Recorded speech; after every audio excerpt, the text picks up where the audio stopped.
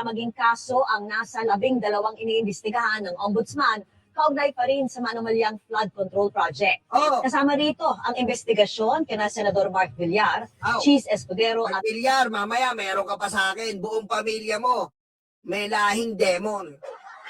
Mark Bilyar, buong pamilya, kakasuhan na. Mamaya, maghintay ka. Joel Villanueva. Nakatutok si Salima Refran. Sa mga naghahanap ng matataas na opisyal sa mga pananagutin kaugnay ng flood control scandal, sinabi ng Ombudsman na tahimik na gumugulong ang investigasyon sa ilan sa kanila. We have around 12 very, very ripe cases or investigations There's a 12 very cases. that are about to ripen into cases. 12 of them are already in the answering process. You know, the respondents have started filing their counter affidavits. Kasama rito si dating Public Works Secretary at ngayon Senator Mark Villar. Yun! Napakaganda! Napakaganda naman yan! Napakasarap pakinggan! Mark Villar! Ikaw daw! Ikaw daw ay ligtas sa sanlibutan, hayop ka! Pero nuknukan ka ng kasamahan! Nagwawala-wala ka pa sa ICI! Di punggol! There's a team that is investigating that already. But I don't think it's reached preliminary investigation. It's still under fact-finding. Gumugulong na rin ang investigasyon kina Senador Cheese Escudero at Yan ang puruan nyo! Cheese Escudero at Joel Villanueva! Senador Joel Villanueva. They're under investigation. Maybe the case of Senator Villanueva is a little more advanced than Senator Escudero. Ay, Joel Villanueva, advance ka talaga, oh. Iba talaga pag ano, no? Pag maka-Diyos kay, advance yung Pagmulahin niyo po palagi ang aming Senador Joel Lord. Sana po siya ay malunod ng malunod sa flood control.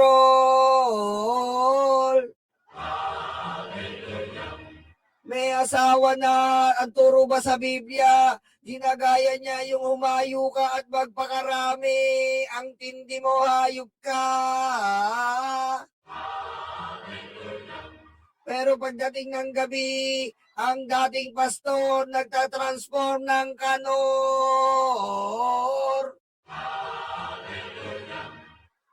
Huwag natin rin kalimutan ang pinakamahirap na senador. Ang pangalan niya ay Escudero. Para iba ng ina mo. Malapit ka ng ikaw ni Ombudsman Remulla dahil sa katarantaduhan mo sa 142 billion na insertion para manalo na Senate President ngayon na buko ni Bernardo, kaya paalam na sa'yo.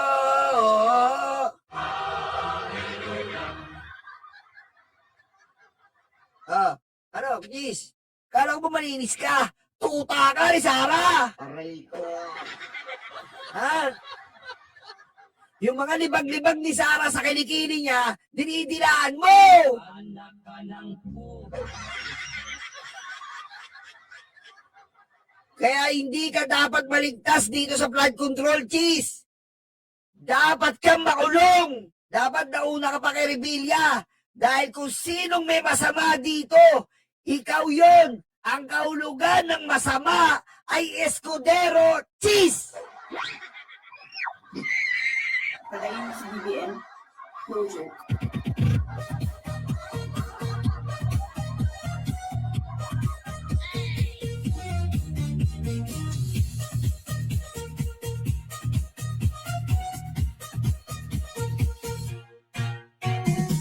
Nakikita mo, galit na galit kami. Ha?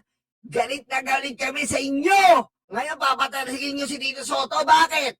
Nalalapit na ang impeachment, nalalapit na ang pagkakulong nyo. Mamaya tatalakayin natin yan. but it's moving. It's moving. But we just have to be careful about everything every move that we make on these matters. Alam niyo ang ombudsman, kinuwento niya sa akin yan eh. Ombudsman, kung meron kang team song ngayon, anong team song mo? Gusto niyo malaman? Ha? Gusto niyo ba malaman anong team song ni ombudsman ngayon? Aray ko.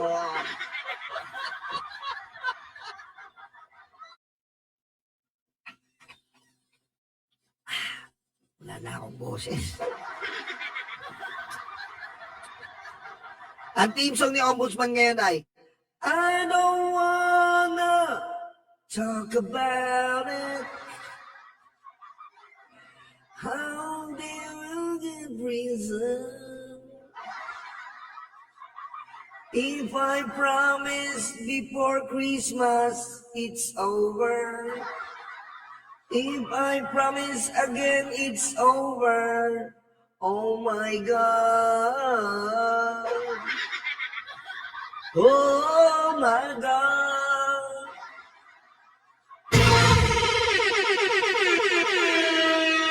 Ayan ang team song ni Ombudsman ngayon. Ayaw niya.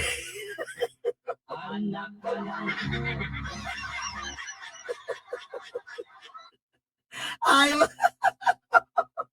Ayaw na mga ako ni Ombudsman. Ayaw na mga ako ni Ombudsman.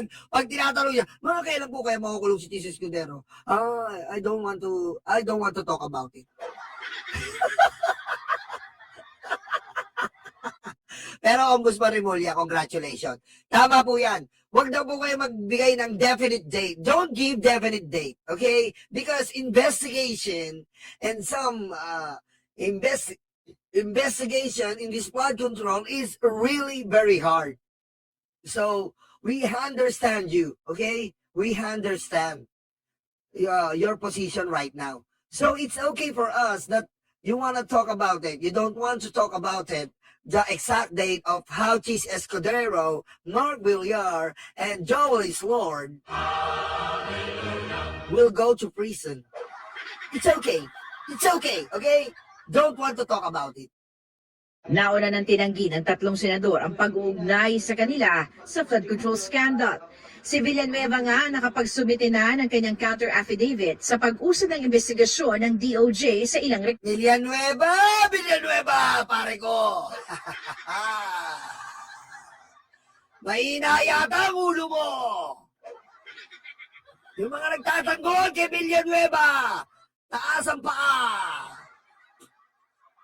Yung mga vlogger na tanga dyan na pinapaasa kayong mga tangang bobo kayo. Nag-file si Villanueva ng counter-affidavit sa 2 lang. Wala siya doon sa pangatlo. 3 ang kaso niyan. Yung 2 lang ang pinail mo. Yung isang kaso mo, lalabasan ka na ng warrant de arresto. Aray ko. Kaya mag-ready ka na, Joel. You kiss your girlfriend well. So that when you go to jail, okay, you can sleep well. Aray ko. Okay? Be ready. Be ready. reklamo. Samantala, susulat umano si Remulla kay House Speaker Bo GT para ireklamo ang proseso ng pagbibigay ng Kamara ng SALN o Statement of Assets, Liabilities and Net Worth ng mga iniimbestigahang kongresista. Idinahilan sa kanila ng House Secretary General's Office na kailangan pa raw na dumaan sa plenaryo ang SALN request nila. Lately, our teams have been having a hard time getting the SALNs of congressmen they are investigating. Because the Secretary General's office is saying, I've been told, that it has to pass through plenary for them to release. Nagdadahilan yung ibang congressman ha. Kahit sinong congressman ka, magbigay ka ng salin mo. Aray ko. Huwag niyong itago yan. Yung iba tinatago daw. Dinadahilan daw po yung plenaryo. Huwag kayong ganyan. Kung talagang para sa tao kayo, congressman. Kaya napupulaan yung iba dyan eh. Kaya nadadama yung buong kongreso, ibigay nyo yan. Aray ko.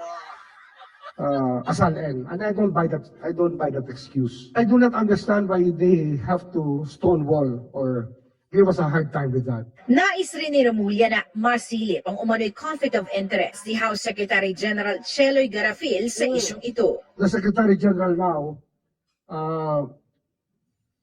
used to work for some of the people we're investigating. Oh, yan. Maganda po yan. Hindi natin kukonsintihin yan. Kung may conflict of interest po si Garafil, ay dapat po malaman natin. Di ba?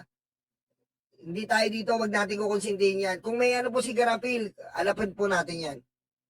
That's why we are seemingly we're just harboring suspicions that they may be protecting people. Stop doing that because they, Stop doing that. Tama rin si Remulla. Tama po yun.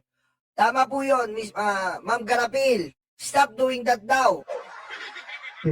this is a very urgent matter for the country. Kinukuha pa ng GMA Integrated News ang panig ni Garafil. Kaugnay naman ng pahiwatig o feelers umano ni Zaldico na pinapadala sa pamamagitan ng mga pari kung seryoso anya ay kailangang mag-restitute o magsoli siya ng perang nakuha umano sa gobyerno. It's a significant amount of money. Billions. Billions, of course. Ano yan? Makipag-usap ka, wala kang kasalanan, tapos wala kang bibigay, wala kang isasoli. Anong pag-uusapan natin? Ang kahandaan anya magsoli ang magbubukas ng pinto sa mga posibilidad para kay Ko. Possibility rin ba yun? Magiging state witness. Pwede yan, basta nasa dahilan. Depende sa dahilan yan. Sa ngayon, wala akong nakikita, pero kung ipaliwanag sa akin na meron namang ganito, o meron ganon, baka sakali pwede. Diba? Para sa GMA Integrated. Okay. Ayan po ha. Chis Escudero, maghanda-handa ka na. Aray ko. Joel is Lord, maghanda-handa ka na rin. At ikaw, Mark Villar, bawal na tahimik ngayon. Animal. Aray ko.